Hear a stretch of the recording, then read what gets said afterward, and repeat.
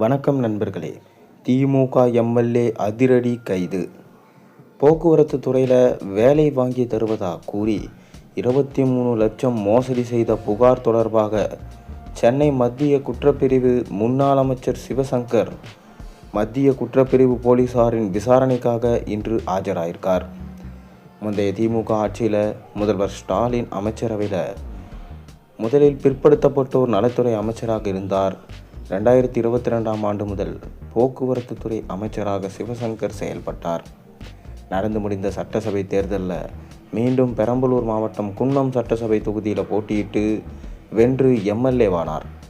இந்நிலையில் தான் போக்குவரத்து துறையில் அரசு வேலை வாங்கி தருவதாக கூறி 23 லட்சம் மோசடி செய்யப்பட்ட புகார் எழுந்தது. சென்னை எம்ஜிஆர் நகரை சேர்ந்த ஓய்வு பெற்ற எஸ்எஸ்ஐ சீனிவாசன் என்பவர் மத்திய குற்றப்பிரிவு போலீசாரில் புகார் ஒன்று கொடுத்தார். அதில் தனது மகனுக்கு சென்னை மாநகர போக்குவரத்து கழகத்தில் உதவி இன்ஜினியர் பணி வாங்கி தருவதாக கூறி 23 லட்சத்தை மோசடி செய்து விட்டனர்.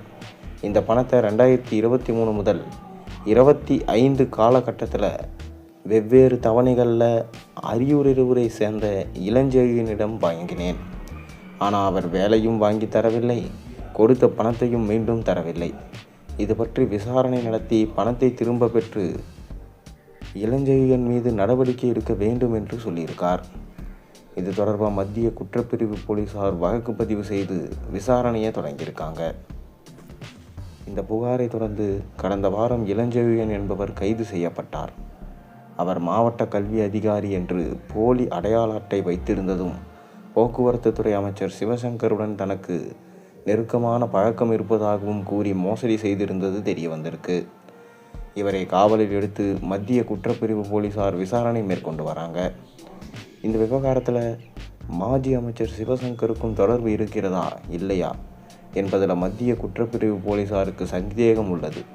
இது தொடர்பாக சிவசங்கரிடம் விசாரணையை நடத்த மத்திய குற்றப்பிரிவு போலீசார் முடிவு செஞ்சாங்க.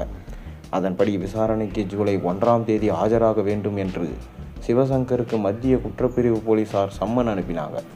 இந்த சம்மனை தொடர்ந்து சென்னையில் மத்திய குற்றப்பிரிவு போலீசாரின் அலுவலகத்தில் மாஜி அமைச்சர் சிவசங்கர் தனது வழக்கறிஞரோடு ஆஜராயிருக்கார். அவரிடம் மத்திய குற்றப்பிரிவு போலீசார் விசாரணையை தொடங்கியிருக்காங்க.